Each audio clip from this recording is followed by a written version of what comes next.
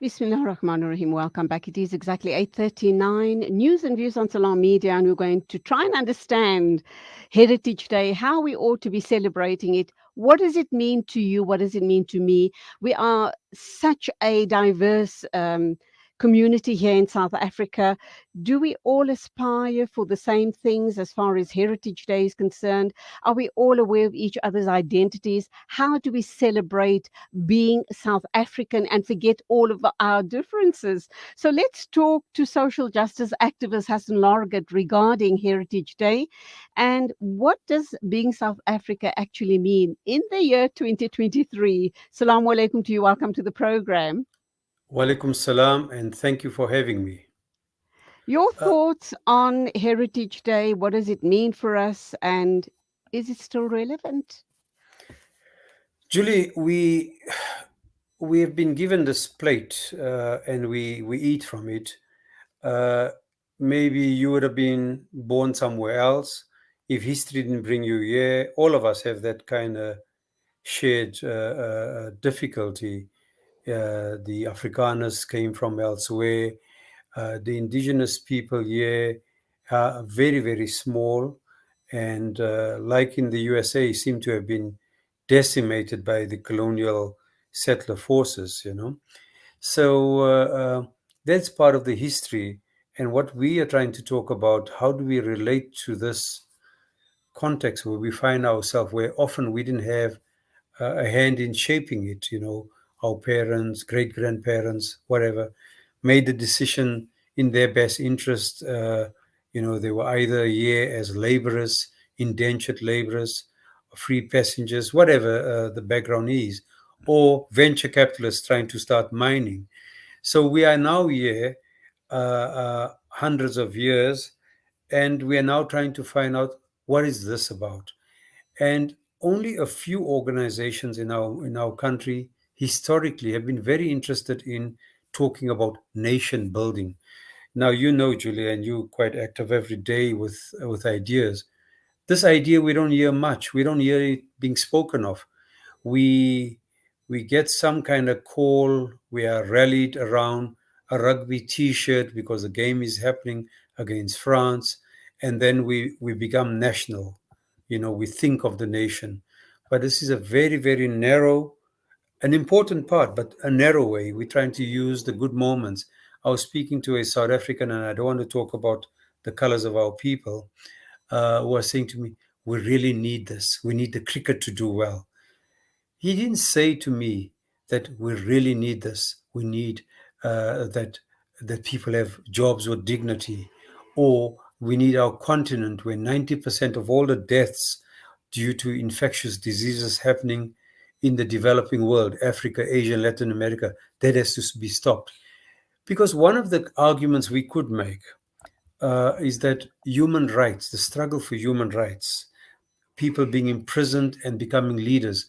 One of our values is to fight for national human rights and international justice, which means that we have to look at the issues about why poor people anywhere in the world are likely to die because they don't have money for medicine, or why there is a selective sympathy for the poor Ukrainians who are dying and they need support, or the Russian working class who are sent there to kill others as well and also dying. But we ignore when a blind spot a similar situation nearby, whether it's the Congo due to mining, or the Swaziland dictator here refuses to do something, or Palestinian kids getting daily mowed down. It seems like some of these struggles are dispensable, and our conversations are becoming more narrower. So at this state, I think there is a need to have a discussion about what are we as a nation, what is the space that we occupy as a nation, how we can make it better for the poorest, not the richest, and we need to have that discussion. And so I think there's some value during these days to have a discussion, but not to conclude the matter. I'm kind of thinking around, I'm very disillusioned. Disillusioned about the politics playing out in our country, Yeah. disillusioned and very, very cynical as well. And I'm wondering, had the situation been different, if we didn't have the large scale corruption that we have at all levels of society in the country, if the pie was cut almost equally to be shared, between all of the people of South Africa, how different would this conversation not have been between you and I this morning? Julie, you see, I was trying to prepare to find out because we work in a social justice space. Yours is humanitarian journalism, and I know you're sounding as if you want to be, you think you are disillusioned, but the fact that you wake up in the morning and you want to do this means that we are still inspired by hope. I really want us to be more braver in the country. That sometimes in the past, when Tutu was alive, the arch we used to talk about Ubuntu, and he was not the founder of it. He was a popularizer of it, basically meaning I am in this world because you are. Hmm?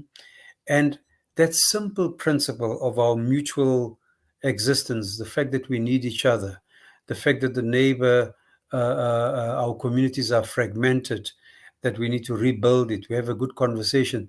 We've got to start very, very basic, but the building blocks of them are how are we in our neighborhoods? How are we with our extended families?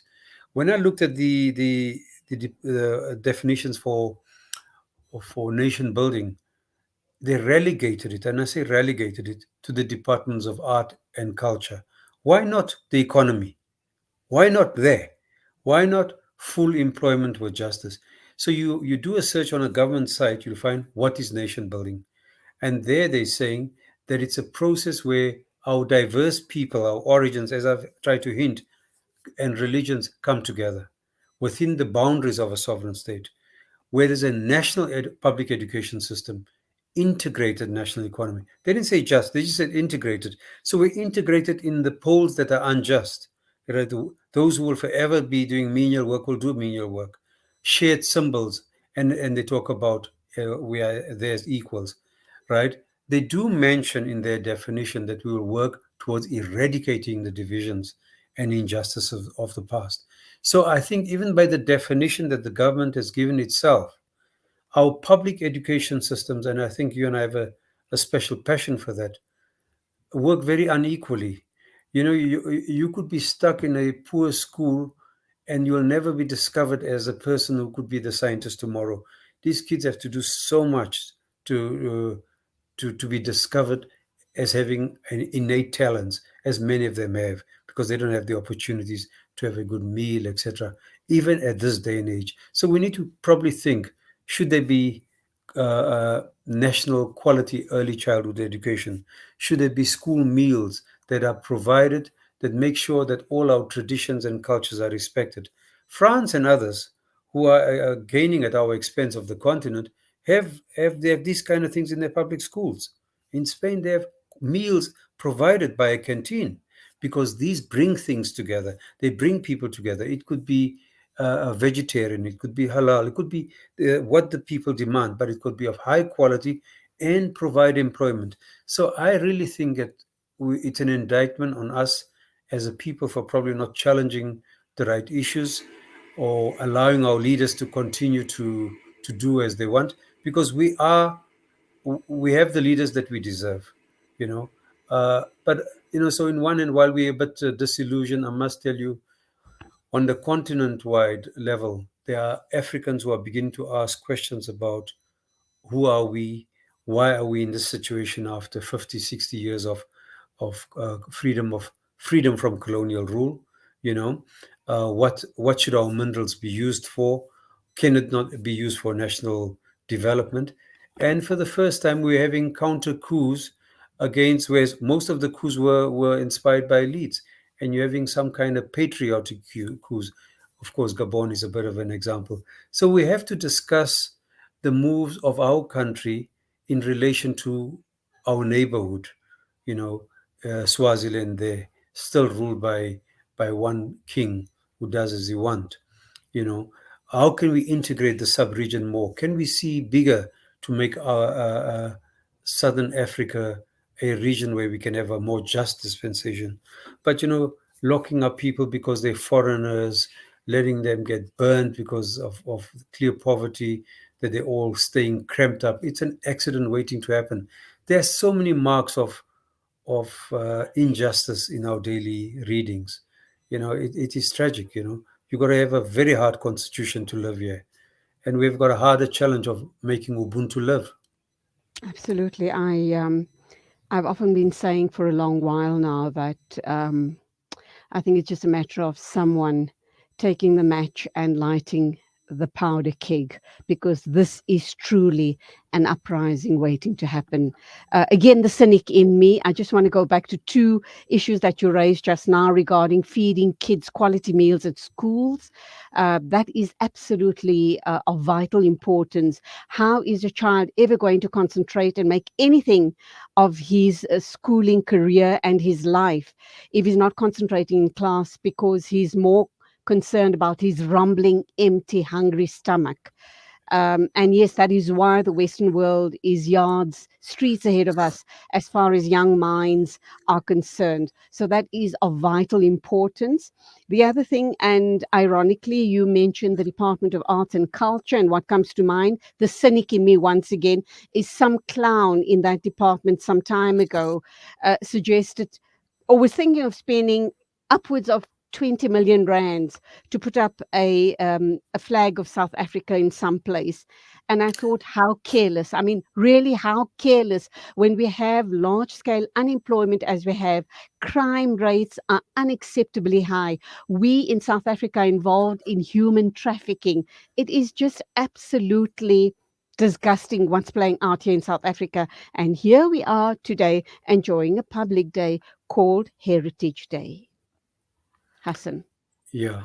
Uh, Julie, yeah, I mean, I think we have a lot of reasons to see the glass as being half empty, and the failed promises, especially if you worked for justice before under apartheid and continue to work for it.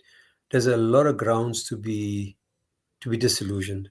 But I think for the work that you do, the work that we do in the social justice sphere, the disillusion must be turned into the optimism. The one child in a class who lifts up their hand against all odds, or the neighbor who helps someone cross the road, or we've got to find small benefits there.